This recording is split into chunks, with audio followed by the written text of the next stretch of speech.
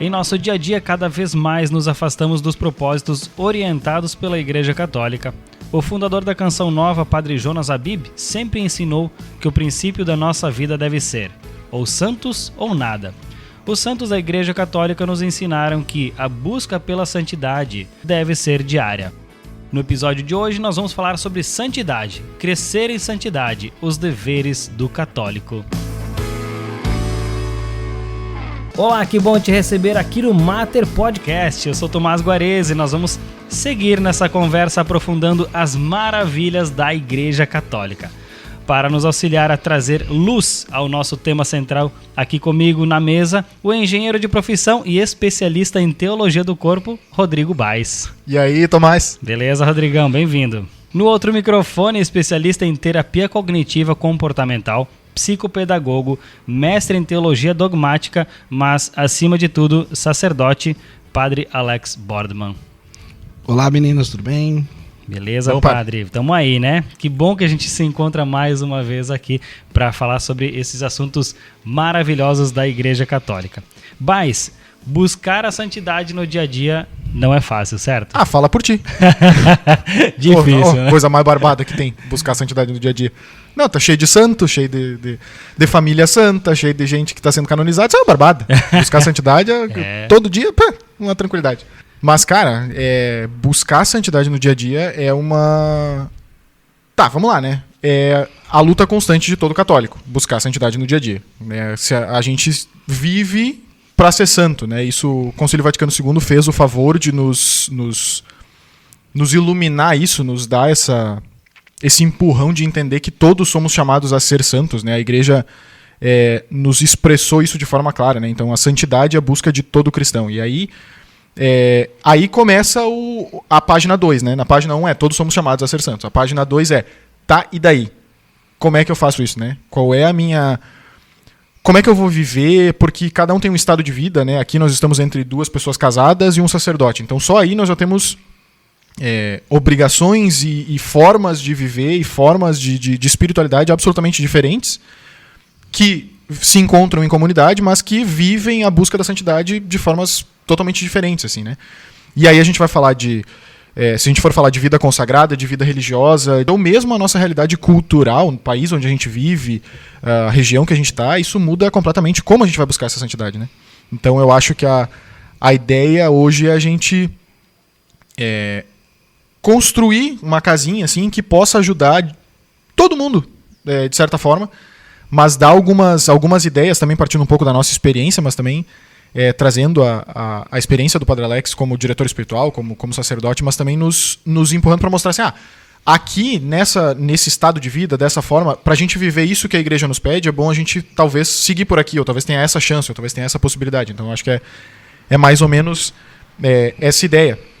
A gente, para pensar nesse episódio, a gente buscou, né, como motivação bíblica, o que São Paulo fala na primeira carta aos Tessalonicenses, né? Mas ele vai... Eu acho muito legal essa passagem porque ela diz assim: o Deus da paz vos conceda a santidade perfeita, e que o vosso ser inteiro, o espírito, a alma e o corpo, sejam guardados de modo irrepreensível para a vinda de nosso Senhor Jesus Cristo. Quem vos chamou é fiel, e é Ele que agirá. Orai por nós, irmãos. Então, ele vai nos dizer, e aqui é um ponto-chave, talvez para esse episódio, talvez para a gente entender essa dinâmica que a gente quer trazer hoje, não é só vida espiritual. É vida espiritual, é vida prática, é espírito, alma e corpo, né? Então, não é só uma coisa, não é só outra. E aí eu já vou jogar para ti, padre. Porque essa é uma passagem que a gente ouve bastante, ou que é bastante citada, e que fala justamente isso. Espírito, alma e corpo. A gente vai falar de vivência integral e de buscar a santidade de forma integral. Mas o que São Paulo quer dizer com espírito, alma e corpo? E o que isso tem a ver com esse crescer em santidade e busca integral da santidade? Muito bem. Primeiramente, espero que, de fato, essa nossa conversa possa ajudar, né, as pessoas do dia a dia, aí, né, as pessoas que nos acompanham, que estão nos seus afazeres. Como tu bem disse, né, Baes, essa dimensão da santidade do ordinário do dia a dia, né? Verdadeiramente, eu acho que para responder essa tua pergunta, nós temos que fazer esse percurso todo, de fato. Primeiro, a vocação universal à santidade. eu, você e essa pessoa que está me ouvindo, né? Independente da sua profissão, independente de quantos filhos tem, ou mesmo qual outro estado de vida, você é chamado à santidade, né? Todos nós. E que coisa bela, de fato, essa compreensão da igreja, que, né, a santidade, enquanto vivência plena de tudo aquilo que o nosso Senhor quer, é para todos nós. Essa amizade íntima e total com o nosso Senhor é para todos nós. Porém, essa santidade, né, ela não pode ser uma coisa simplesmente só da vontade, né, mas também ao mesmo tempo precisa da nossa vontade. E também é uma dimensão espiritual, mas também não pode ficar só no espiritual. Precisa haver essa conjugação desses dois verbos, né? E que isso eu espero que a gente entenda ao decorrer, digamos assim, da nossa conversa, né? Que a gente possa ir entendendo o quanto essas duas dimensões, humano e espirituais, elas estão perfeitamente interligadas. Mas eu te diria assim, mas para começar a introduzir o nosso assunto, né? Para quem está nos ouvindo, eu tenho certeza que eu vou falar ressoará o coração de muitas pessoas. Eu tenho certeza que para nós aqui três também é a mesma coisa. Queridos, a você que está me ouvindo, né? A nós que já fizemos uma experiência de conversão, nós que já fizemos uma experiência com Jesus Cristo, Deus nos permite e lança ao nosso coração grandes ideais, grandes sonhos, né? Eu quero de fato fazer melhor isso, quero agradar mais a Deus aquilo. Mas a gente já percebeu quantas vezes a gente permanece somente no desejo, né? E o desejo é uma dimensão espiritual, é uma inspiração, é uma locução, é uma ação de Deus em nossa alma nos chamando e a gente sente aquele desejo. Mas o desejo é uma coisa e a resposta humana é outra. Porque muitas vezes o nosso problema não é espiritual, mas é humano. Né? Se a gente não ordena o nosso humano, a gente não consegue dar uma resposta espiritual à altura. Mas a gente também precisa entender que às vezes também, depois a gente vai falando mais disso, que às vezes também a gente não consegue dar passos humanos, porque também a nossa vida espiritual está aquém. Então, como a gente vai ter que conversar sobre isso? A gente precisa equalizar essas duas realidades. Nós somos humanos e nós somos espirituais. E as duas não podem se desencontrar. Elas precisam, vamos imaginar como o nosso corpo, os dois pés. Um vai à frente, mas depois o outro tem que superar. E assim nós vamos indo. Esse um passar adiante é que vai dando a passada e que a gente vai fazendo o progresso, vai caminhando. Né? Imagina caminhar com um pé arrastando e o outro só fazendo. Né? Dá, mas muito mais lento, muito mais difícil, muito mais complicado. Agora, quando os dois pés andam, né, numa sintonia, aí sim, aí a gente consegue atingir os objetivos, né?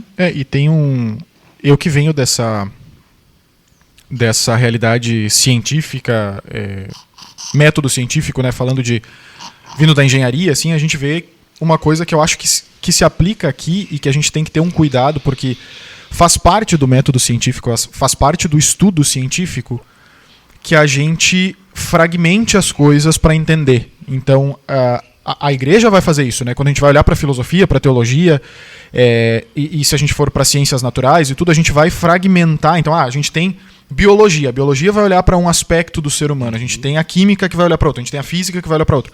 Agora, quando a gente fala, principalmente de vida espiritual, a gente também vai fazer isso. Então a gente vai falar das potências da alma, a gente vai falar das realidades espirituais, a gente vai falar das realidades humanas, mas a gente não pode... A gente pode fazer isso para estudar, mas para viver a coisa tem que ser uma só. Então não dá... e aí eu digo, né, conhecendo o Padre Alex como diretor espiritual, mas também olhando para a vida prática, assim, que às vezes a gente acha que nossa, isso é uma opressão, é algo espiritual, ou isso é uma coisa que eu preciso rezar mais, eu preciso botar mais tempo de oração, eu estou rezando só 3h30 no meu dia, agora eu preciso rezar 5 horas, nossa, quem dera. Mas eu preciso rezar mais, eu preciso fazer mais atos de piedade, eu preciso lembrar mais de Deus. Ok, tudo muito santo, tudo muito bom. Mas daqui a pouco tu está fazendo demais isso e não está cumprindo o teu dever humano. Daqui a pouco tu está olhando demais para a tua dimensão espiritual e tá esquecendo que daqui a pouco o fato de tu não conseguir rezar mais, de tu não conseguir fazer alguma coisa, é porque tu tem uma dificuldade humana. É porque, sei lá, tu não tem um espaço específico para rezar. É uma coisa muito simples, mas eu não tenho o meu espaço onde eu consigo entrar em oração, me colocar em oração com Deus, ou eu nunca faço uma visita eucarística, sei lá. Então, eu não proporciono um espaço para rezar e aí eu fico reclamando que eu não tenho como, eu não consigo rezar mais tempo. Bom, percebe que é só uma questão prática, humana, não é uma questão espiritual. E às vezes é. Então, a gente separa para estudar, para entender, para olhar as coisas, mas quando a gente vai olhar, tá, e como é que eu vou aplicar essa dinâmica espiritual? Eu tenho que aplicar ela na minha dinâmica física, no meu dia a dia, no meu corpo, na minha rotina, ela tem que entrar, né? Então, essa separação tem que ter cuidado quando a gente faz, né? Sim. E aí, quando a gente vai falar, né, da questão da santidade, de fato, somos todos chamados à santidade. E aí, a ideia também, hoje a gente também trabalhar, né, um pouquinho os deveres que nós temos como cristãos, justamente que são aquelas realidades que nos farão atingir essa santidade, né? E aí também a gente de fato compreender que cada estado de vida tem sua particularidade, mas não só isso, na própria igreja nós temos, graças a Deus, uma grande riqueza de vertentes espirituais, né? De carismas, de espiritualidades, isso é muito bom. Porém, o que a gente vai tratar aqui são aquelas realidades universais, são aquelas realidades que em todo carisma, que em toda espiritualidade, deve uma boa, sã espiritualidade, um bom, são carisma, também contemplam. Podem fazê-lo de modo distinto, mas fazem, né? Porém, queridos, eu gostaria de propor para vocês, né, antes da gente, digamos assim, trabalhar um elenco de coisas que nos são deveres, né, de vida espiritual, de vida de santidade, a gente dá uma crescida na nossa compreensão do dever, né? Porque, de fato, se a gente está falando são os deveres espirituais, a gente precisa entender um pouquinho esse dever.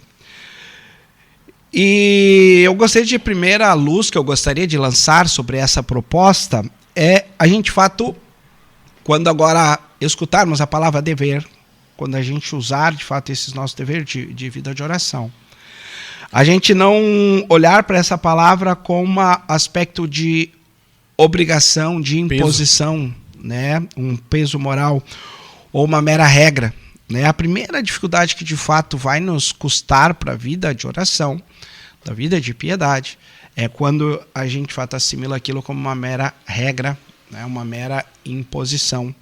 E aí a gente faz de fato uma associação demasiado pesada. E nós temos que olhar a palavra dever aqui, né, como eu devo, né? Eu me sinto impelido, eu devo, como uma correspondência de amor, né? Eu devo fazer isso, por quê? Porque eu quero retribuir um amor. Eu quero retribuir, uma retribuição, uma devolução, uma gratidão. Nós temos que trazer isso a partir daquela realidade, né? Como nos diz as Sagradas Escrituras, né? Talvez por um justo a gente até seria capaz de morrer, né? Mas por um pecador, muito poucos, muito pouco, quem sabe, muito poucos dariam esta vida. E aí o texto continua, né? Cristo nos amou quando ainda éramos pecadores. Cristo morreu por nós quando ainda éramos pecadores. Tá? Então é uma correspondência a esse amor gratuito e generoso de Deus. Então, primeira coisa assim muito importante, né? E dever aqui, aí a gente tem que lembrar, quando a gente fala a palavra amor, ao lado de amor a gente tem que lembrar de responsabilidade, né? Amor e responsabilidade são um casal. Quando tu fala de um, tu tem que lembrar do outro. E aí, obviamente, de todos os seus filhos que nascem do amor e da responsabilidade. Então, o dever aqui como responsabilidade.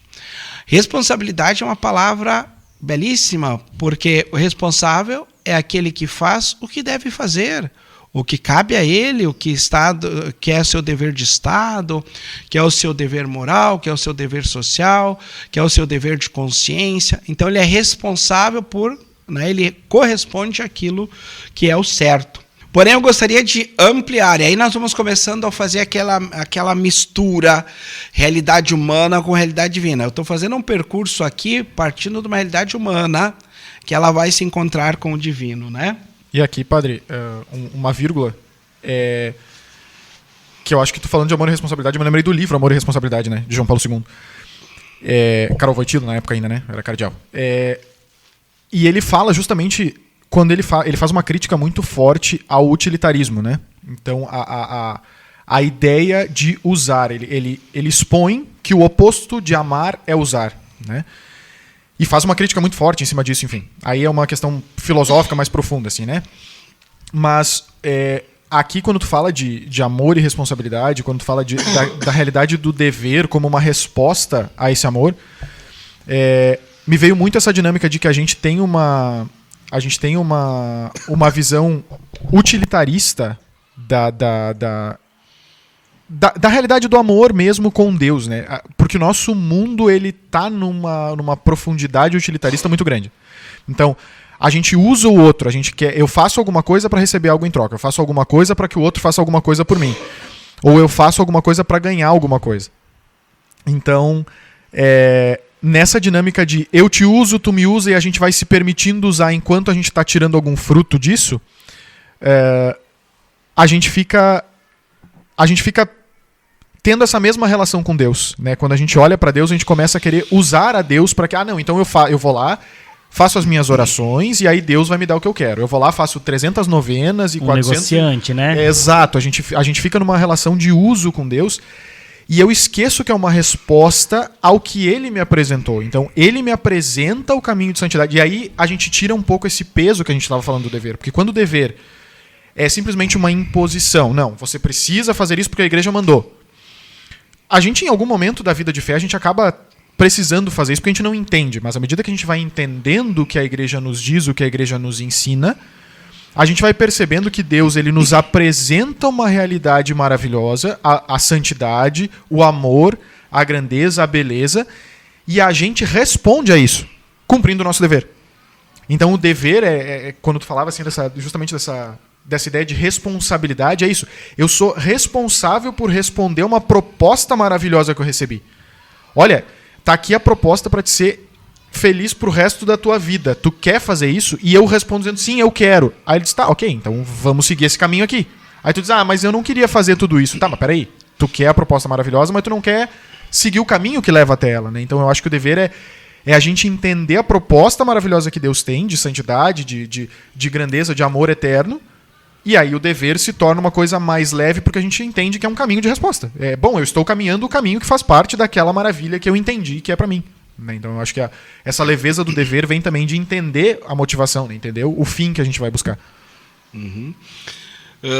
Sobre essa dimensão que trazes, mas é interessante a gente pensar que muitas vezes a nossa forma egoísta de se relacionar com Deus, nós projetamos também para Deus, né? Nós achamos que de fato Deus tem a mesma lógica do que a gente. Né, sobre essa dimensão utilitarista da relação, obviamente que muitas vezes a nossa vida espiritual, infelizmente, é marcada por esse joguete. Né? Eu faço ali, né, para ter os agrados de Deus. Quantas vezes a nossa oração não é nada mais do que uma grande audiência para convencer a Deus da minha vontade? Né? Então, não um ato de acolher a vontade de Deus, mas tentar convencer a Deus que a minha vontade é a dele. Mas eu vou um pouquinho mais além sobre essa visão utilitarista, né? Que a gente transfere para Deus. Então, eu estou fazendo várias coisas, agrado a Deus, Deus me dá, né? Enfim. Então, quando eu faço alguma coisa ruim, eu logo também consigo imaginar de que Deus não me quer mais, ou que Deus vai me dar um castigo. Ou seja, essa é uma experiência humana muito comum, né? Que a partir do momento em que nós experimentamos a nossa carne, a nossa fragilidade, muitas vezes é ali que nós também experimentamos o fracasso da vida de oração, da vida interior. mas porque nós lançamos para Deus uma ótica que é nossa. Deus, justamente na nossa fragilidade, na nossa pequenez, é onde Ele mais nos quer próximo dEle, não longe dEle. Né? Imaginemos-nos, vocês, né, homens, na visão aí de paternidade, vocês mulheres na visão de maternidade, você sabendo que seu filho está machucado, está ferido, o que você mais quer, senão estar logo próximo do seu filho. Mesmo que não vai poder ali fazer nada, porque ele vai ter que se recuperar sozinho, tem uma dinâmica biológica ali, o médico, mas eu quero estar ao lado do meu filho. E a gente faz, né, a gente lança o nosso egoísmo para Deus, a gente lança a nossa visão humana para Deus. Então acho que a tua colocação foi muito pertinente. Então, daí seguindo sobre essa lógica da responsabilidade, do dever, né, como responsabilidade, aqui a gente precisa de uma coisa. Queridos, a gente está falando então, vamos mais adiante falar sobre os deveres, aquilo que devemos de fato fazer, né, de prático ali, do dia a dia, de vida de oração, para corresponder ao amor de Deus. Ou seja, uma responsabilidade de amor para corresponder. Mas, queridos, se nós estamos falando de unidade de vida humana para a vida espiritual, a primeira coisa a gente precisa determinar-se. O fracasso espiritual se dá pela falta de determinação, e aqui uma determinação humana e uma determinação espiritual. Né? Falta a gente associar a humanidade e o espírito, né? A determinação humana, ou seja, a nossa vontade, a nossa inteligência, voltar todo o nosso impulso humano para isso, e também contar com a graça do Espírito.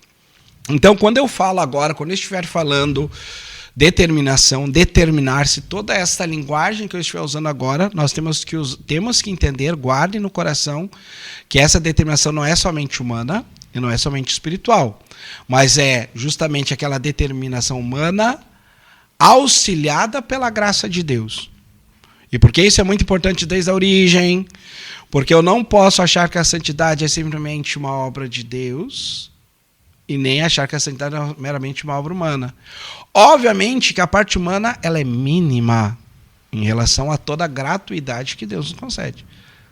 Mas foi da pedagogia de Deus desejar que o homem desse, por mínima que seja, também uma resposta. Não é mínima que eu digo porque a graça é muito mais abundante.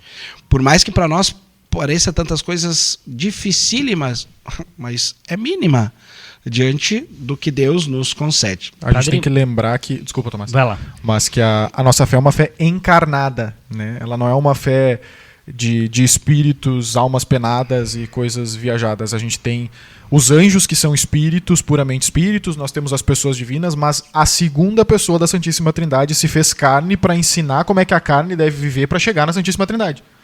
Né? Então, a nossa fé é uma fé encarnada. Então, não é de graça que Jesus tomou um corpo de ser humano. Não é, tem o cachorro, o cavalo, mas tem o ser humano ali, vou me encarnar como ser humano. Não. Não é uma escolha desde sempre e para sempre. Então, não é sem querer, né? Exato. O ser humano precisa, ele faz parte da economia da salvação, e a carne, o ser humano, a vivência humana aliada com essa espiritual, não é de graça, né? Precisa existir. Que nem o padre falou, é ínfimo frente à graça de Deus, mas... Sim.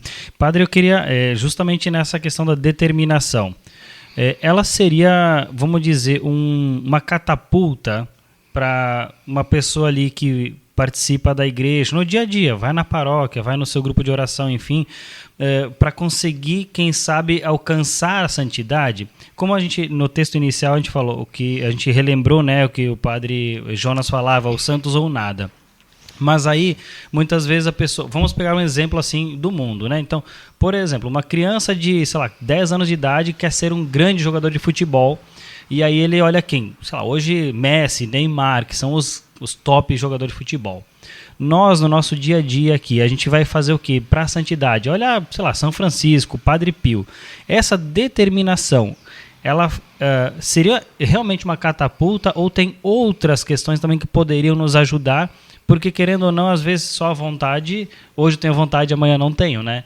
Então, estar determinado poderia ser esse combustível para, quem sabe, a gente conseguir alcançar essa santidade? Tomás, entendeste muito bem. né, é o motor propulsor. Tomás, sem determinação não há santidade. Tá? Não há santidade. Porque o determinar-se aqui significa, de fato, ordenar tudo aquilo que é humano para Deus. Né? Precisa um ato voluntário, né? Precisa um ato decisivo da vontade para isso. Tá? E aí que eu quero justamente trazer, assim, ampliar ao nosso coração nessa determinação. E aí vamos entender, então, essa determinação, Tomás, né? Então a determinação é buscar a vida de oração e os deveres cristãos de modo virtuoso, tá? E aí como é que se dá essa união, né? A gente está falando humano e espiritual e humano, dessa forma aqui. Virtude são atos humanos e vida de piedade são atos espirituais. Então, você quer ser santo, você precisa progredir humanamente nas virtudes. E espiritualmente precisa progredir na vida interior. E este é o detalhe. Então, por exemplo, sem a vida interior, a gente poderia, no máximo, atingir virtudes humanas, que são base, sim, para as demais virtudes, mas não suficientes para a vida de santidade. Mas agora também não me adianta somente a vida de piedade se eu não cresço nas virtudes. Ou seja, não adianta eu ter atos bons sem a vida interior, porque atos bons ali, por exemplo, eu poderia me tornar um grande, né, um homem de filantropia, de fazer muitas coisas boas para a sociedade. Mas isto sem uma motivação espiritual. São atos bons, mas não são suficientes para a salvação. Precisa direcionar estes atos humanos, aí vem a virtude, para agradar a Deus, para dar louvores a Deus, fazer por este ato de amor a Deus. Agora também o contrário, eu tenho uma vida espiritual, rezo muito, mas humanamente eu sou um peso para as outras pessoas. Então não está acontecendo, de fato, essa junção perfeita entre humanidade, virtudes, e vida e parte espiritual, né, vida de piedade. Então, mais ou menos aí. Então, a gente poder olhar sobre essa dimensão, né, a vida de oração como o dever cristão de buscar as virtudes. E aí não por mera obrigação, né? A gente precisa entender que um dever, conforme nós falamos antes, uma responsabilidade, uma resposta de amor, né? Um dever agrada mais a Deus quando feito com alegria. Então precisa aquilo que nós fazemos de tanto na busca das virtudes humanamente e na dimensão espiritual, né, a vida de oração, precisa ser alegre. Quando nos pesa também.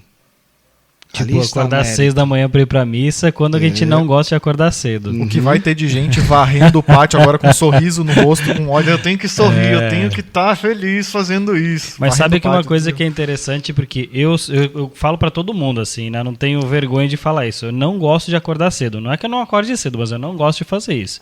E aí, então, tem dias que só tem missa às 6 da manhã, às 6:30. E aí, então... Tem dias que literalmente eu acordo e digo até pra minha esposa, digo assim, olha, só por Deus mesmo, viu? Porque se ele fosse por mim, eu de jeito nenhum sairia da cama. Eu espero assim, que ele esteja ouvindo, porque realmente, às vezes, é um esforço tão grande que a gente faz no dia a dia. Claro, nesse caso, só para ir para missa, né? Mas cada coisa que a gente pode estar fazendo no dia a dia que a gente diz, só por Deus. Se tornou até uma expressão bem popular, assim, né? Que às vezes a gente fala sem pensar no que isso significa. Mas isso, de repente, pode, inclusive, estar botando a tua contribuição aí para a tua santidade. É interessante essa forma da nossa doação, assim, nas coisas que a gente gosta de fazer, mas também aquelas que são mais custosas para nossa vida, né? Porque é muito barbada. Assim, não, eu vou me determinar a jogar videogame o dia inteiro. Adoro jogar videogame. Tá, veja bem. Né? Isso é de barbada. Agora, eu vou me determinar a estudar, porque eu odeio estudar e estou indo mal na escola e faz parte do meu dever. Bom, então vamos lá, faz parte daquilo que Santa Teresa chamava de determinada determinação, né? Então a gente, é um passo além dessa determinação, é a gente se determinar a ser determinado, ou seja, é querer com toda a nossa vontade, e às vezes com toda aquela não vontade de levantar cedo, mas levantar. Né? Porque faz parte, bom, eu me determinei a ser santo, me determinei a ter uma vida de santidade, então eu me determino a continuar com essa determinação. Eu vou levantar de qualquer jeito, por Deus mesmo, mas vou levantar. E não percamos, né? Então estamos dentro dessa dimensão da determinação. E justamente, né, como os meninos estão falando, e aí então eu digo para vocês, né, o fracasso, né, nos deveres do católico, na sua grande maioria, é por uma vontade fraca. Tá? Então os nossos maiores fracassos espirituais passam por uma vontade fraca. Nós temos aí muitos católicos bons, inclinados à vida de piedade, que simplesmente não progridem, ou progridem pouco, porque aplicam às realidades espirituais pouca energia e coragem. Ou seja, isso que já o Rodrigo trazia, né, essa ausência dessa determinação determinada. E aí nós precisamos entender que nós temos uma vontade fraca, mole, ou uma vontade endurecida. O que acontece é que, na maioria das vezes, nós temos as duas, só aplicada aos lugares errados. Por exemplo, a conquista das virtudes, somos moles. Pois é, muito difícil, vamos deixar para outro dia. Eu quero, né? Mas quando vem a exigência, a gente corre. Mas, porém, temos uma vontade endurecida quando se trata de contrariar os seus gostos, renunciar ao seu modo de pensar, privar-se do que lhe agrada. Então, nesta hora, a gente endurece a nossa vontade, não quero. Né? Então, a gente poder entender. Queridos, aí um elemento assim, que eu gostaria de trazer, para a gente continuar pensando, né? E essa vontade fraca, mal determinada, se dá porque a gente não sabe governar a nós mesmos. Né? Nós, na grande maioria, nós somos um carro desgovernado, andando para tudo que é lado e chacoalhando para tudo que é lado na vida interior. E queremos ir para o céu, só a gente corre para tudo que é lado, gira para tudo que é lado, faz voto em tudo que é canto. Isso quando não bate um no outro, se dá choque, uma confusão, né? Então, a primeira coisa, é preciso querer tomar posse de si mesmo. Você que está me ouvindo, você precisa tomar posse de si mesmo. Quantos de nós não possuímos a nós mesmos? Para, o que o senhor quer dizer com isso? Olha, eu desejo tal coisa, mas faço exatamente tudo o oposto daquilo que desejei. Parabéns. Né? Nessa hora, você está comprovando, você é um carro desgovernado. Desejo muito rezar, mas a única coisa que não faço é rezar. Desejo muito fazer aquele curso, mas a única coisa que eu não faço é o tal do curso. E aí por diante, né? Nada mais belo que a força de caráter que domina as emoções. Né? O carro desgovernado é aquela pessoa que vai ao toque do seu corpo, das suas emoções e dos seus gostos, a inclinação dos seus gostos. Tomás, agora eu trago aqui um ponto que tu já tinha, de certa forma, salientado, dando alguns exemplos aí. Que, de fato, na história humana, nós temos tantas pessoas, né, que buscam a vanglória, que buscam a glória humana, e suportam tantas fadigas, e suportam suportam alegremente tantos males, tantas contrariedades. Já vou me fazer entender, né? Porém, nós, cristãos, diante de um tesouro bem maior do que a vanglória do mundo, nós somos menos corajosos, menos perseverantes, cedemos às primeiras dificuldades, pelo medo, pela privação, pela dor, pela humilhação, pelo sofrimento. Tu mesmo disseste, Tomás, tu trouxeste, né, exemplos aí de jogadores, sei lá o que muitas vezes não são, né, referências, porque a gente queria ser como eles. né? Ou mesmo quantas personalidades históricas, sei lá, super-heróis, sei lá, soldados, ou mesmo os artistas, né? Que a gente vê. E de fato essas pessoas foram capazes de fazer sacrifícios para chegar onde estão. Olha, vamos lá, agora olhamos para um jogador de futebol. Olha, na sua grande maioria, um jogador de futebol, para poder chegar onde ele chegou, né, tem todo o sacrifício da alimentação para poder manter o seu peso, exercício físico e tantas outras coisas. Quantos, de fato, jogadores que, terminado o seu treino, fica no estádio, fica treinando mais, Coisa que a gente não vê também, né, padre? Exatamente. Só Quem vê cara não vê corre, né? O famoso... Para atingir o seu objetivo. E, amados, nós corremos atrás de um tesouro muito maior do que os tesouros deste mundo, e nós não empenhamos a mesma força. Nós não empenhamos os mesmos projetos, né? Nós não temos isso. E é por isso, então, dentro desta realidade da vontade fraca, nós precisamos dar têmpera à nossa vontade, para que esta têmpera sustente a vida de piedade. Têmpera, né, é justamente a solidez que se dá a um material, né, um material que passa de uma dureza para uma maior, né, que ele é provado. Geralmente a têmpera ela é dada pelo aquecimento nos metais, por exemplo, né? Você pega lá um ferro, você o aquece, e depois você dá um choque térmico, ele passa de ferro para aço. Queridos, isso para dizer que a nossa vontade ela precisa ser temperada.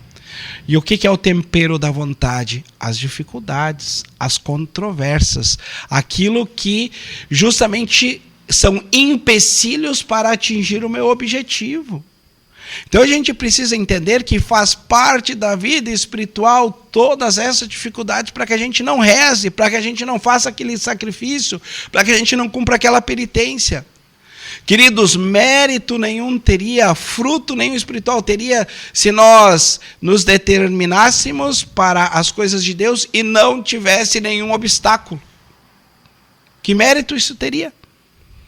E aí nós, na verdade, paramos nos obstáculos. Meu amado, o teu mérito está em superar este obstáculo. Eu não gosto de acordar cedo. Este é teu obstáculo. O mérito está quando você o supera, quando você o acorda justamente cedo. Né? E cada um de nós tem as suas dificuldades para dar uma resposta a Deus. Queridos, né, nós então, dentro desse dar a têmpera à nossa vontade, nós precisamos pedir a Deus uma vontade determinada. Nós precisamos suplicar ao Senhor que nos dê essa graça. Precisamos pedir ao Senhor, né, a graça de um amor apaixonado, de um amor esponsal. Olha como a gente está saindo da realidade humana e indo para a espiritual no mesmo passo. Olha, o que vai me fazer eu ter essa têmpera para poder superar essas dificuldades? É somente o amor. De fato, Tomás, somente por Deus para eu acordar cedo.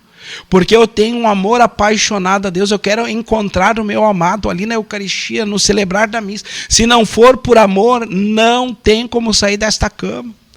Olha, nós precisamos de fato pedir esse amor apaixonado.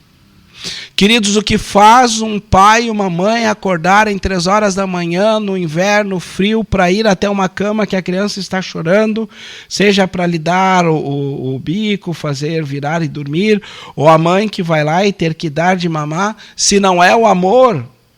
Humanamente, essa mãe queria estar deitadinha como toda e qualquer mãe, mas ela faz por amor. E existe ali um sacrifício, uma oferta. Então a gente precisa entender isso, né? Queridos, uma coisa importante, hein? Deus não atende o pedido de virtude de uma alma que permanece na inércia. Ah, eu queria, meu Senhor, isso. Show de bola. Peça a Deus, mas faça a tua parte. Tem uma regra de vida espiritual básica que é quem não progride, regride, né? Exato. Ou seja, se tu não vai pra frente, tu não vai ficar parado. Tu vai voltar pra trás. Vai voltar para trás. Não adianta pedir, Santa Teresa, né, nos diz isso. Porque esse é o princípio da mediocridade.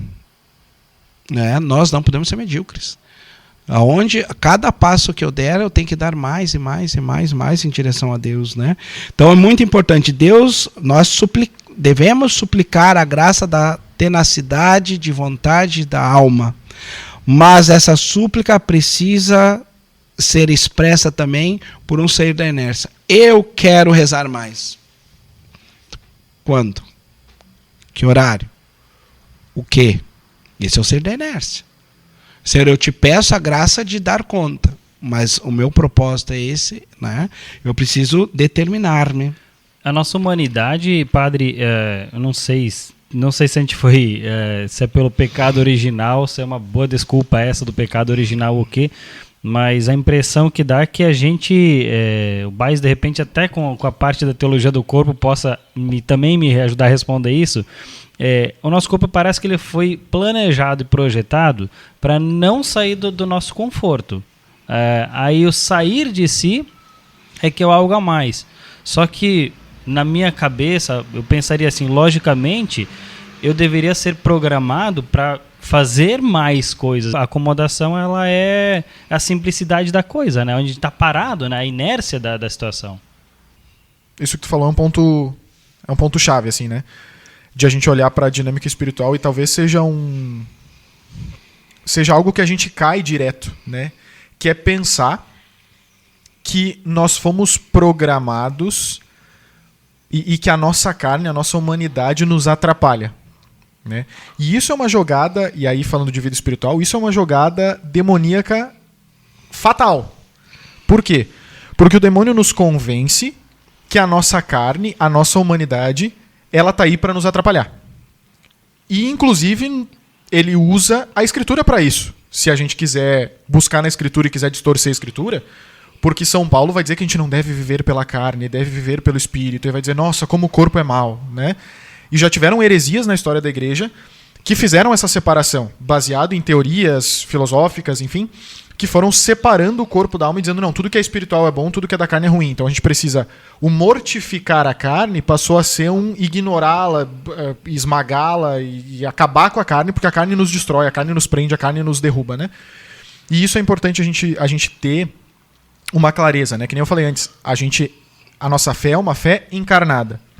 Por ser uma fé encarnada, o corpo ele entra na história da salvação quando Deus toma um corpo. Né? Quando o Filho toma um corpo, o nosso corpo faz parte. E aí, a gente tende a olhar para dizer, então a partir do momento em que Jesus entrou, agora sim o corpo tem alguma importância. Na verdade, não. Porque quando nós fomos criados, Deus olha para o ser humano e diz que é muito bom. E o ser humano já tinha corpo. Né? Então, que tu falava ali, eu acho que isso é muito claro hoje em dia a gente entender que a nossa programação era uma programação de perfeição, uma programação aonde, olhando e olha a dinâmica em Gênesis 2, quando Adão olha para Eva e diz, esta sim é osso dos meus ossos e carne da minha carne. Ele olha para quê? Para o corpo de Eva. E, digo mais, aí a teologia do corpo pura, o corpo nu de Eva. Aqui tem uma dinâmica da nudez espiritual que João Paulo II vai destrinchar aí para entender a dinâmica da unitiva, né, do casal. Por que eu estou ressaltando isso? Porque quando a gente olha para o corpo hoje em dia, a gente tende a fazer isso, de olhar e dizer, nossa, mas eu tenho preguiça, eu estou cansado, meu corpo dói a perna, dói não sei o quê. Então a gente tem uma tendência a dizer, a minha carne, os meus desejos distorcidos, e aqui é um ponto importante. O Padre Alex falava de desejo, né, o desejo é esse impulso da alma para a gente responder a Deus. O nosso desejo não é mau. O nosso desejo distorcido é um problema. Deus plantou o desejo no coração humano desde o princípio. O desejo é que nos movimenta, é que nos faz buscar a Deus. É o desejo de amar o outro e de se unir ao outro que se expressa nesse esta sim é osso dos meus ossos e carne da minha carne. Então, esse desejo de amar movimenta uma união dos dois que se reflete em Deus. Que se reflete em Deus, não, que reflete a dinâmica da Santíssima Trindade, né? Mas o que eu quero dizer com isso é, o nosso corpo, ele não deveria nos atrapalhar. A programação original ele vai te ajudar e é por ele que tu vai chegar em Deus. Só que com o pecado original, e aí que entra justamente o que tu estava falando, com o pecado original entra, o erro entra, e aí é um vírus implantado dentro dessa programação. Aí nos atrapalhou. Porque a partir desse momento, aquilo que foi programado passa a ser distorcido. Vou voltar em Gênesis 2, 3 ali, na queda do pecado original. Esta sim é osso dos meus ossos, carne da minha carne. Adão olha para Eva e diz, é uma poesia de amor. Pecado original, o que é a primeira coisa que eles fazem? Folhas de figueira e se cobrem. Aquilo que é mais sagrado passa a ser distorcido, então eu não escondo porque agora é feio. Porque não era feio até 5 minutos atrás. Mas eu escondo porque aquilo é muito sagrado, muito santo e tem alguém olhando de forma distorcida. E aí, bola de neve, né? Cascata que vai caindo nos dias de hoje de a gente olhar para o nosso corpo e dizer, mas essa minha preguiça, o meu corpo está me atrapalhando para eu rezar, porque dói a perna, porque dói isso, porque dói não sei o que. Eu tenho muito sono. Na verdade, isso não era para ser assim, via de programação original. Sim. Mas o pecado, ele nos distorce. E é aí que a gente fala dessa dinâmica humana e espiritual. À medida que a gente vai crescendo em virtude, crescendo em vida espiritual, a nossa vontade vai se tornando também mais forte, porque a gente faz isso que o Padre Alex vinha falando também. Não é só uma luta humana, não é só a gente... Não, eu vou lutar. Não, eu preciso da graça de Deus, unida à minha luta de vontade humana, porque a minha vontade vai fazer com que eu me aproxime da graça de Deus, e a graça de Deus vai fazer com que a minha vontade cresça, e assim a gente vai... uma perna na frente da outra, que o Padre Alex está falando, né? Então a gente coloca a nossa determinação, pede a graça de Deus, implica a nossa vontade nisso, Deus derrama a graça, a nossa vontade se expande e a gente consegue, com a graça de Deus, dar mais um passo na nossa vontade. E assim a gente vai... E aí aquele acordar cedo, que nas primeiras vezes que eu tentei era, pelo amor de Deus, eu não quero me levantar, ou mesmo não conseguia levantar, se torna uma coisa de, por Deus, mas eu consigo me levantar. Continua sendo um sacrifício, porque é vencer esse sacrifício que vai me fazer santo. Não deixa de ser um sacrifício, não deixa de ser uma luta por essa distorção na dinâmica humana, mas, ao mesmo tempo, eu passo a conseguir vencer essa luta. Que lá no começo, provavelmente, eu não vencia e agora eu vou vencendo. Então, são, como diria Chiara Corbella, pequenos passos possíveis. Né? A gente vai dando esses... É um passinho lá, graça de Deus, outro passinho cá, e assim a gente vai indo. Né? Padre, esses pequenos passos possíveis, o dia a dia a pessoa toma essa decisão. Eu quero ser santo na minha vida. Ou seja, nós estamos falando de santidade. Ela consegue, tá? Santidade. E qual é a diferença, ou de repente, por que algumas pessoas têm uma vida de santidade, mas não se tornam um santo da Igreja Católica, ou não é reconhecido pela Igreja Católica como um santo a ser venerado, enfim, que possa também interceder por outras pessoas que pedem a ajuda desse santo. Ou seja, santidade e santos. Toda pessoa ela consegue ser um santo? Ou nem toda, mesmo tendo uma vida de santidade, não consegue chegar a ser santo especificamente? Deixa eu só fazer uma pequena comentário sobre o que foi trazido de teologia do corpo.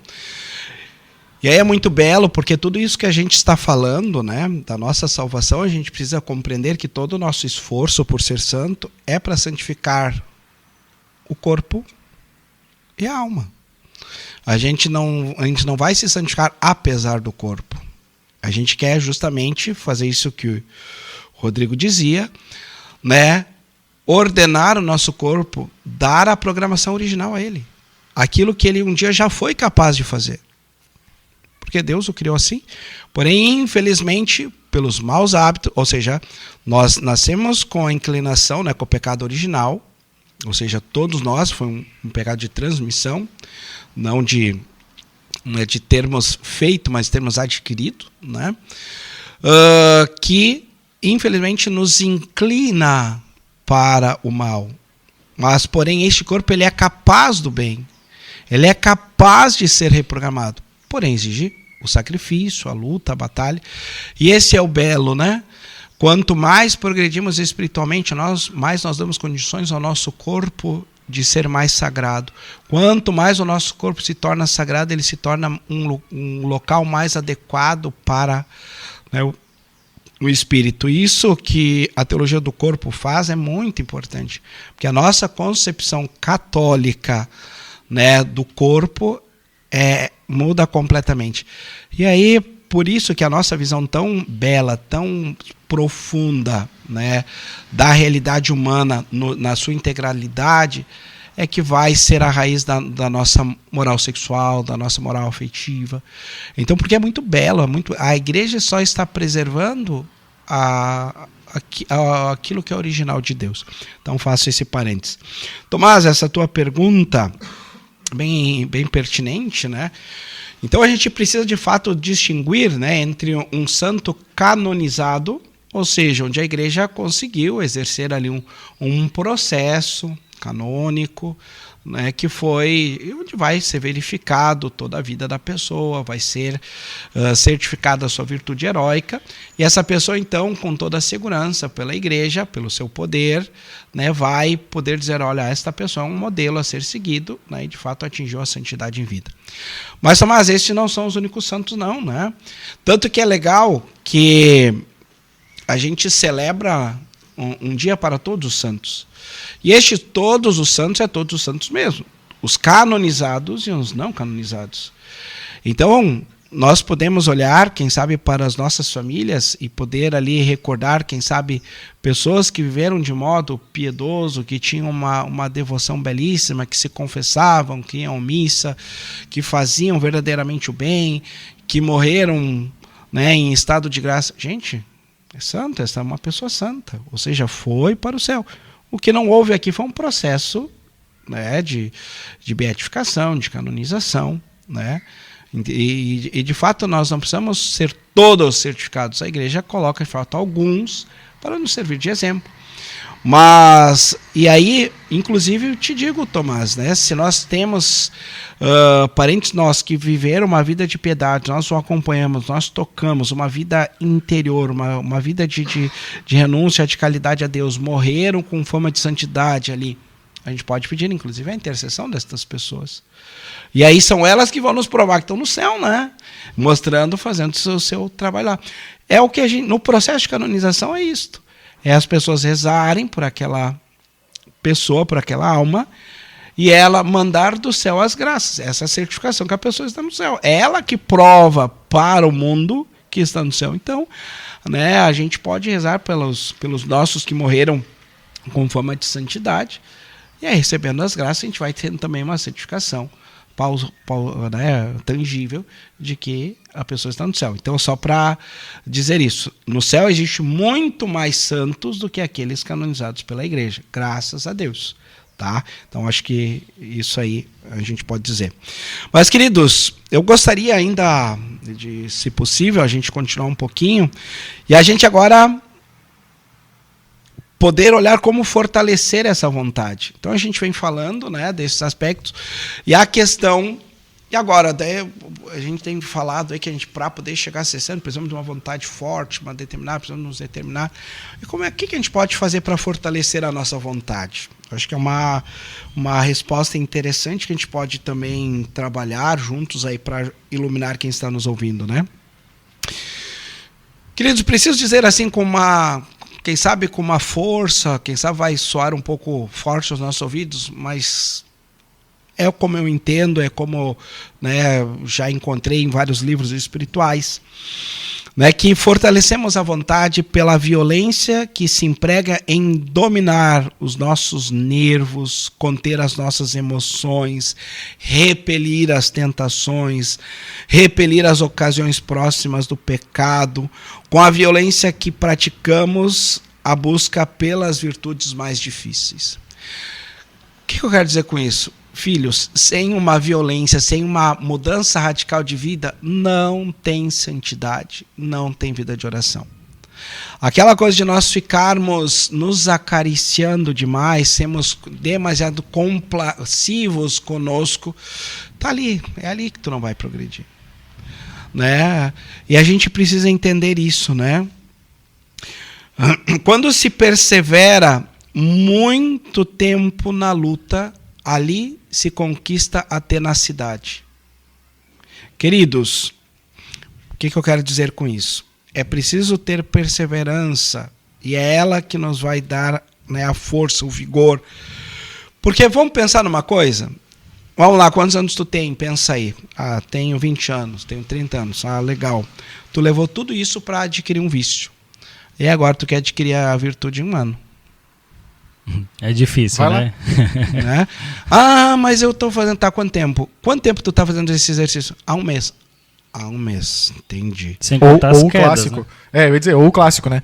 Não, eu tinha esse vício, faz 10 anos que eu tenho esse vício, agora faz um mês que eu tenho, já posso parar de lutar, que agora eu já consegui.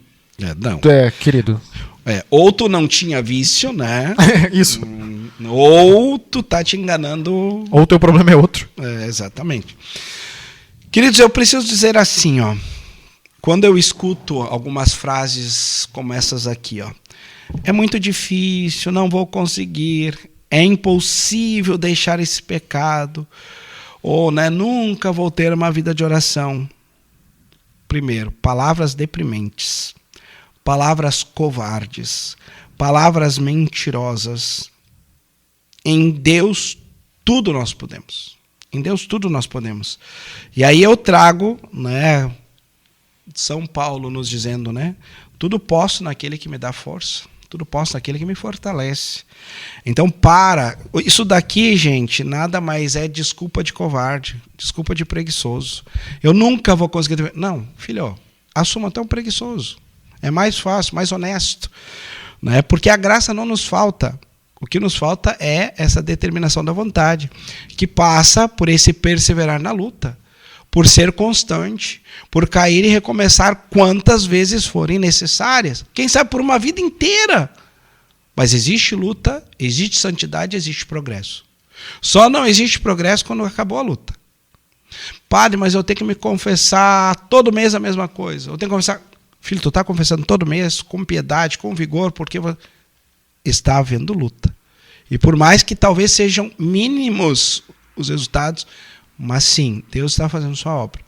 E talvez a obra de Deus seja você lutar contra esse pecado a vida inteira e ter esse gesto humilde e simples de lutar uma vida inteira pela confissão por Ele. Agora, se por graça também, e assim, o Deus achar que já te, digamos assim, te deu a virtude que precisava ser trabalhada por essa dificuldade, bom, Deus vai tirar essa realidade, não te preocupa, né? Queridos, e aí aquela realidade, né? O amor suporta tudo. O amor dá perseverança, o amor é sacrifício. Queridos, não tem como fortalecer a vontade se olharmos pela lógica do amor. E o amor suporta, o amor persevera, o amor é sacrifício. Tá? Então não tem como fortalecer uma vontade sem fazer esforço, sem lutar, não tem como. Então, isso daqui eu precisava dizer antes de qualquer coisa, não sei se vamos ainda seguir aí, antes de falarmos especificamente dos deveres. Vamos falar do dever sem antes ter uma vontade forte. E eu acrescentaria, padre, uma última coisa ainda nesse resumo, preâmbulo leve que a gente fez, antes da gente falar de alguns pontos práticos. Mas uma coisa que me veio enquanto a gente falava, assim, e que eu acho que é uma discussão legal de a gente pensar, principalmente, digo a gente, porque vou dizer o que eu quero dizer, né? Fiz parte minha vida inteira de grupo de jovens, né? Fui crescendo dentro de grupos de igreja, e nós, seres humanos, a gente vê nos estudos sociais, aí, sociologia, não sei o que lá, que nós somos seres sociais, né? A igreja vai dizer que nós precisamos de relacionalidade, precisamos nos relacionar com pessoas. Dito isto, a gente tem que ter muito cuidado, quando o padre falava sobre essa questão de vontade, e de vontade fraca, e de falar a verdade, né? Quando o padre vinha nos dizendo, olha, isto é a verdade, né? Você é preguiçoso, você tem que ouvir às vezes você precisa se dizer, mas às vezes tu não diz pra ti mesmo, alguém precisa te dizer, né? É um tapa de luva na cara, tu é preguiçoso, para de dizer que, ai meu Deus, como é difícil, mas eu luto. Não, tu não luta, tu é preguiçoso, ponto, alguém tem que te dizer isso. O que eu tô querendo dizer com a questão de grupos, né? Muito cuidado com a vontade coletiva. Quando a gente tá lá, naquele retiro, e aí eu já participei de vários retiros com o Padre Alex, e ele fala isso às vezes em missa de ação de graças de retiro, ele diz, olha, vocês vão sair daqui da missa de ação de graças querendo mudar o mundo é lindo, Deus é maravilhoso, eu amo a Deus, vai chegar amanhã na escola, vai chegar amanhã no trabalho, vai contar para todo mundo, vai dizer que é tudo maravilhoso. Bateu na primeira parede, acabou Deus, não vai mais no grupo, não participa mais. Então, muito cuidado, a gente que participa de grupos, de a gente ter... o Evangelho nos falava sobre correção fraterna, então eu acho que isso é um ponto crítico de a gente se ajudar a crescer nessa vontade, né? De quando a gente vê que alguém que a gente ama, que alguém da nossa família, que algum amigo nosso tá querendo, mas eu luto, chegar para ele e dizer, olha, tu é preguiçoso, não tá lutando não, vamos lá que eu vou te ajudar. E a gente cuidar com essa realidade, que às vezes a gente está naquele grupo, naquela comunidade, nossa, eu dentro da igreja, eu dentro do meu grupo, eu sou piedosíssimo, eu me dedico, eu tenho vontade, eu rezo por horas, eu fico numa espiritualidade, numa intercessão de grupo, eu vou lá, dou formações maravilhosas, eu sou, o suprassumo da coisa, todo mundo me ama, todo mundo me acha maravilhoso.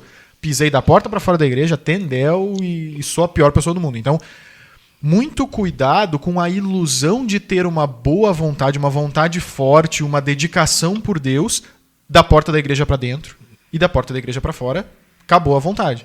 Aí entra bem nisso que o padre falou. A nossa vontade é fraca, a nossa busca de santidade é fraquíssima, porque a gente não está buscando ela integralmente. A gente poderia dizer que justamente a gente está fazendo essa mesma separação entre corpo e alma, a gente está fazendo aqui entre vida na igreja e vida fora da igreja. O que não existe. Se eu vivo por Deus, se eu vivo uma vida de fidelidade a Deus, ela é uma vida de fidelidade a Deus. No trabalho, na escola, na faculdade, na igreja, no grupo de jovens, na formação que estou só eu, no meu estudo, enfim.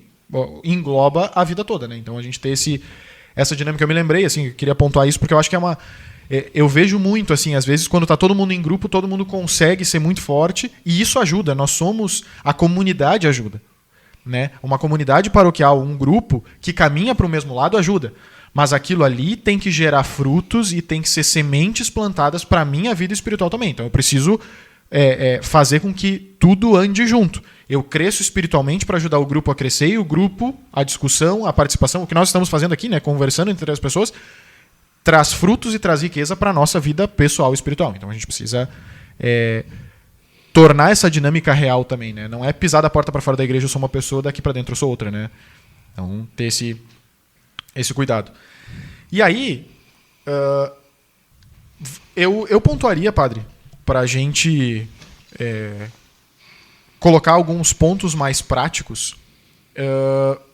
Pontuaria 3 coisas maiores e aí eu queria que tu nos desse a importância e a diferença que isso faz numa vida espiritual. De 3 pontos, acho que espirituais básicos, e que quem está ouvindo isso e dizendo, meu Deus, quanta coisa que eu preciso fazer, e que deveres que eu vou fazer, eu acho que são 3 coisas que são a base, a estrutura, o alicerce da casinha que a gente vai construir. Primeiro, qual é a diferença que faz na vida da pessoa a participação na Eucaristia? E é domingos e dias santos de guarda, ao menos. Tenho possibilidade de missa diária? Outra história. Mas, para começar, saímos do zero. Não conheço nada, cheguei agora. O que é a Igreja Católica? Oi, prazer. Igreja Católica sou eu. Participação na Eucaristia. O que isso muda na vida prática da pessoa? Parece uma pergunta óbvia, mas às vezes...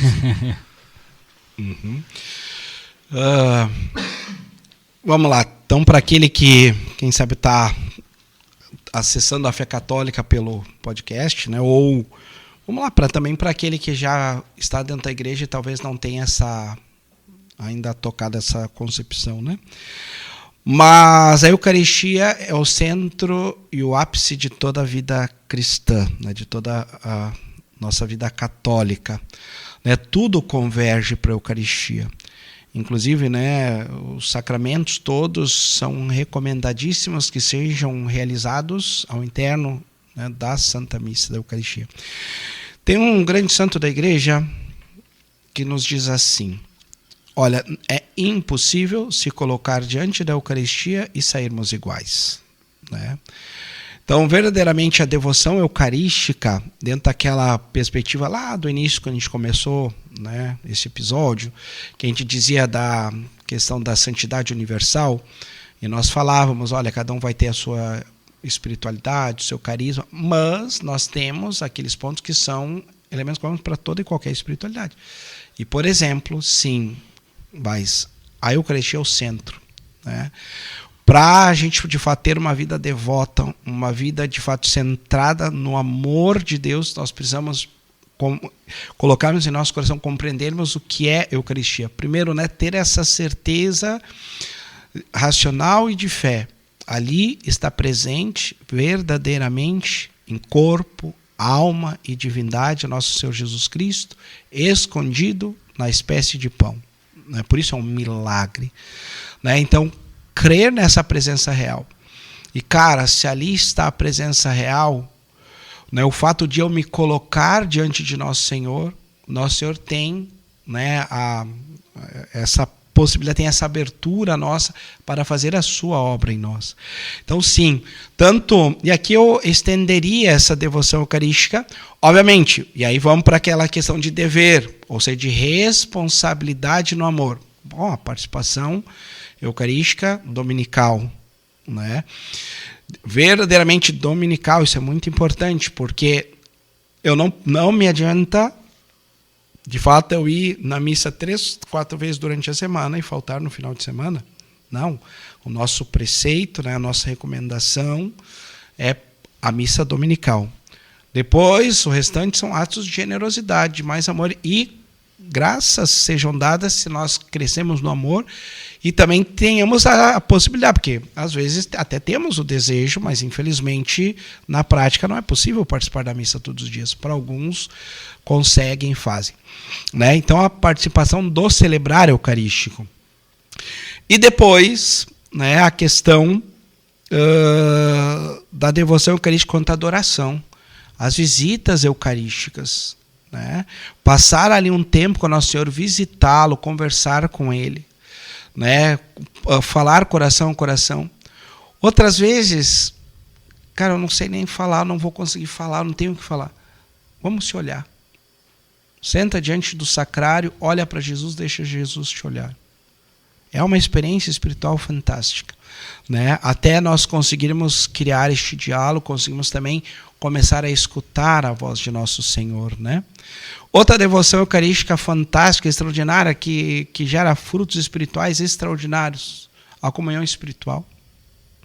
E essa comunhão espiritual é muito bela porque ela é concedida a todos os fiéis, inclusive aqueles que são, né, impedidos de receber sacramentalmente a Jesus.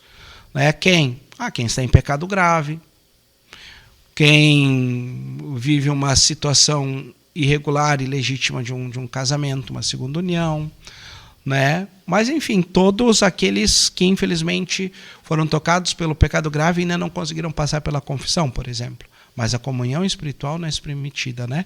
Nesse sentido, eu desejo confessar-me, já tenho o arrependimento e depois vou fazendo essa oração. E o mais belo é que a comunhão espiritual, diferente da comunhão sacramental, eu posso fazê-la inúmeras vezes durante o dia. Tem aí, procura na internet, oração de comunhão espiritual, tem vários santos que escreveram, a gente pode repetir. O que é a comunhão espiritual? Expressar a Nosso Senhor o profundo desejo de recebê-lo naquele momento, apesar de não podê-lo. Padre, só para ter certeza dessa informação, a comunhão espiritual não é necessariamente feita somente no momento da comunhão da missa, qualquer momento do dia. Perfeito, e não é preciso fazê-la na presença da Eucaristia. Tá? Eu posso estar em casa e fazer comunhão espiritual. Como se fosse uma oração do Pai Nosso. Isso aí. No qual ali você expressa o teu profundo desejo de naquele momento, se pudesse, estar recebendo o sacramento de Jesus. E aí espiritualmente ele faz comunhão com você. Né? E claro que pode ser feito dentro da igreja. Fui visitar o Santíssimo Sacramento e faço comunhão espiritual. Aqui eu faço uma questão. Quem já não passou pela situação, né? Tem a missa no final de semana, mas eu estou em pecado, eu não vou conseguir me confessar, então não vou na missa, porque eu não vou poder comungar. Ou quantos, até mesmo, né, casais de segunda união, eu não vou na missa porque eu não posso comungar. Gente, aqui a gente precisa entender o que é o preceito e o que é comungar. O preceito é participar da missa, não é comungar. Então, se você não for na missa, além de não poder comungar, tu está adquirindo um pecado por não cumprir o preceito. Então, vamos lá. digamos que eu, inclusive, saí de casa com o desejo de confessar, mas cheguei, não pude, não consegui, o padre não pôde me atender. Mas participa da liturgia, faça com todo amor, com desejo, né, de poder confessar-se. Ou se você não pode, é a segunda união, participa com toda a devoção da Eucaristia e dentro dessa missa você faz a comunhão espiritual. Receba espiritualmente a Nosso Senhor.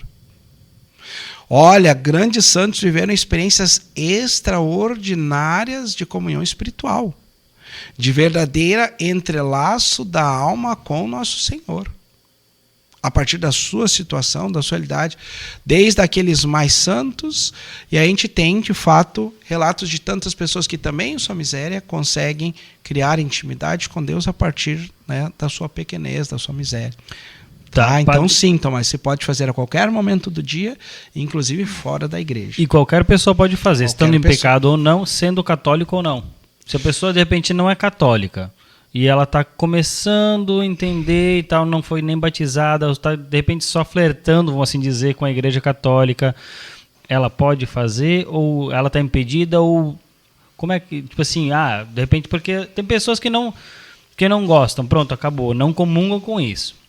Mas tem pessoas que estão se aproximando, conhecendo e quem sabe elas vão ter uma experiência diferente. Elas podem também fazer essa oração? Uhum. Olha, esse é um caso interessante, né? Então a pessoa está, aqui eu precisaria entender como uma pessoa num processo de conversão, né? Porque se é uma pessoa não convertida no sentido que não crê em Nosso Senhor, não acolhe em sua vida a verdade que Jesus é nosso único Salvador, não faz sentido essa oração, né? Mas alguém, seja porque vem de uma religião cristã de outra denominação, ou mesmo uma pessoa não católica, mas que está fazendo esse passo, está começando a acolher esta verdade de Jesus como seu Senhor e Salvador, mesmo que não esteja ainda em plena comunhão com a igreja, diria que se pode fazer esta oração, com certeza. Inclusive como um apoio nessa conversão, nesse passo, né, de caminhada, porque vai pedindo que o Nosso Senhor vá dando essa graça de entrar em comunhão espiritual com ela, e isso com certeza vai fortalecê-la para o conhecimento da verdade, esclarecimento de suas dúvidas interiores, né? E creio sinceramente que pode ser o caminho ali de continuidade dessa conversão, né? Agora, para quem não acolhe Nosso Senhor como seu único Salvador, não é cristã de fato, não faz sentido, essa oração não tem sentido, né? Bom, então para fazer o seguinte, para a gente ajudar a você que está em casa e está acompanhando e ouvindo, vá na nossa rede social, no Instagram, que a gente vai deixar lá também a oração para que você possa rezar nos momentos de necessidade. Pode ser? Então dá uma passadinha lá, é @materpodcast. E uma coisa que eu acho interessante dessa dinâmica quando a gente fala de participação na Eucaristia e vivência da Eucaristia nas suas mais diversas formas, é que é inseparável, e isso a gente ouviu na fala do padre, no que a gente vinha falando, inseparável a dinâmica de vida sacramental. Porque quando a gente fala, então a gente deve participar da Eucaristia em todos os domingos, isso implica que a gente vá se confessar. Porque senão eu não posso buscar a Eucaristia. Agora, para eu me confessar, eu preciso ser batizado. Então, se eu não tenho batismo, eu preciso buscar o batismo. E o batismo me empurra para a crisma, porque à medida que eu vou tendo maturidade, o sacramento do crisma vai me empurrar para isso. Mas a minha situação do meu matrimônio, da minha união, não é uma situação de matrimônio como a igreja pede. Bom, então, para eu viver a Eucaristia, eu preciso. Então, é um derramar-se de vida sacramental. A Eucaristia, ela espirra para a vivência de todos os sacramentos. Então, não é vida só do sacramento da Eucaristia.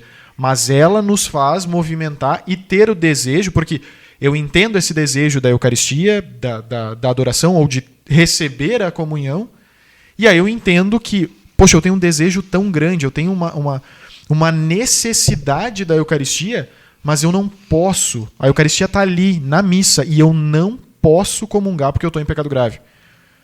Eu vou correr para a confissão, eu vou entender a importância da confissão, porque eu preciso estar em estado de graça para receber a Eucaristia. Então, isso, uma coisa leva a outra, né? Uhum.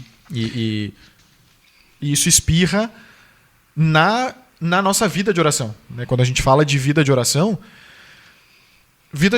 é adequar ao teu estado de vida um tempo de entrega a Deus. Então, a gente vai se entregar, vai entregar um tempo de conversa, de presença de Deus, que pode ser uma adoração eucarística, que pode ser a Santa Missa no final de semana, mas é vida de oração, é dia a dia, que nem o padre estava falando, né? A comunhão espiritual pode ser feita no dia a dia, pode ser feita no meu espaço de trabalho, no meu intervalo do trabalho, no momento em que meus filhos foram dormir e agora eu tive meu tempinho aqui. Bom, eu queria ter ido na missa, mas não deu, porque, enfim, a vida está acontecendo.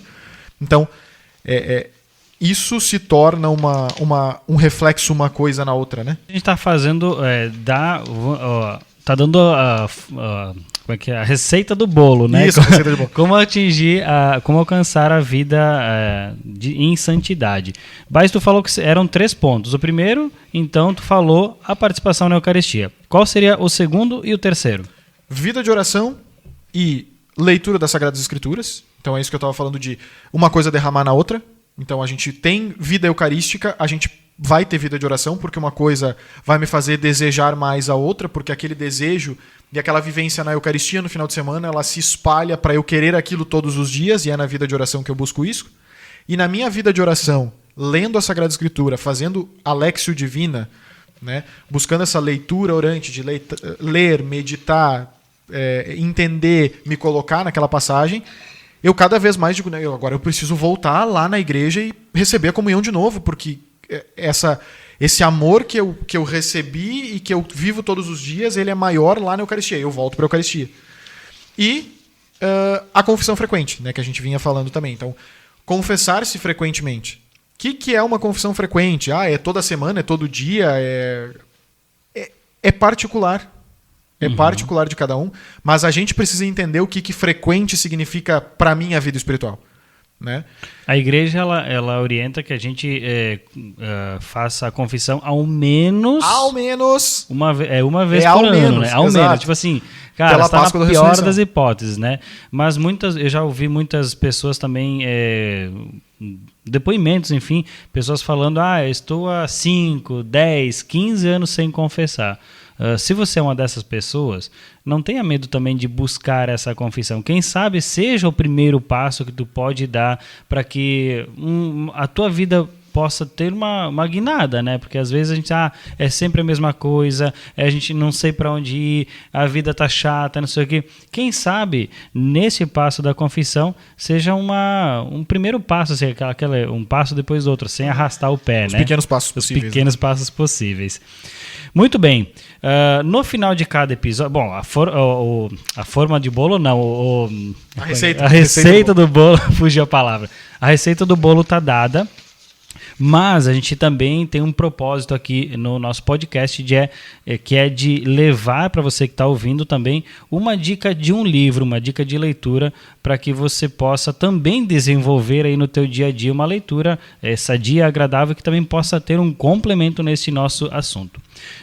Padre, qual que então é a dica para esse nosso conteúdo, que é crescer em santidade, os deveres do católico? Tomás, para esse episódio eu trouxe 2 sugestões, tá? Já que é um tema maravilhoso, então acho que vale a pena. 2 que eu recomendo. Inclusive para quem faz direção espiritual, por exemplo, os meus dirigidos, assim, quando posso, né, se eles têm esse livro, a gente faz aí um feedback, vamos ver, a pessoa vai lendo e vai trazendo para a direção aquilo que Deus vai falando. Um deles é extraordinário, quem quer ter assim uma visão geral da vida espiritual, mas de uma forma que seja resumida, sem deixar de ser profunda, seria o Manual de Espiritualidade, do Padre Auguste. É da editora Santa Cruz. Tá? Manual de Espiritualidade, Padre Auguste, editora Santa Cruz. E o outro é um clássico da literatura cristã, maravilhoso, muito bom, de São Francisco de Sales, Filoteia. Esse aí eu recomendaria, uma edição que ficou fantástica, muito bonita, da nossa MBC, né? Minha Biblioteca Católica, tem ele editado numa versão muito bonita, bem legal, né? Mas tem, né, de fato, tantas outras edições. Então, a minha sugestão seriam essas duas. Beleza, então. Rodrigão, a gente vai se despedindo porque, afinal de contas, temos outros conteúdos para debater aqui. Então, se você não ouviu os nossos outros programas, dá uma puxada aí nas redes sociais que você vai encontrar várias coisas, vários conteúdos bem legais do dia a dia aí de um católico ou de uma pessoa também que quiser se encontrar e também poder entender mais sobre a Igreja Católica. Onde é que você pode nos acompanhar? Vamos lá então, olha, tanto no Instagram quanto no Spotify e também no YouTube, você vai conseguir acessar no @materpodcast. Então é bem simples, bem fácil de encontrar. Lá no YouTube você vai ver que tem somente imagens com o áudio. Por quê? Porque a gente só grava esse conteúdo em áudio. Mas a gente também larga no YouTube para que você possa também acompanhar nessa plataforma. Então, YouTube, Spotify e também no Instagram, @materpodcast. Fica a dica, tá surgindo pergunta, eu imagino que vai ter perguntas. Mas eu queria perguntar isso, mas perguntem isso, né? Joga a pergunta ali, que à medida que a gente tiver perguntas, tiver questões, a gente vai jogando pro padre e o padre que se vire para responder daí no meio do caminho. Manda aí para quem tu acha que ia gostar de ouvir isso, se não gostar, finge que gostou e é igual. Gosta, com certeza gosta. Então, padre, pra gente finalizar, não podia ser diferente, a sua bênção, por gentileza. O Senhor esteja convosco. Ele está no meio de nós. Desça sobre cada um de vós a bênção de Deus Todo-Poderoso, Pai, Filho e Espírito Santo. Amém. Amém.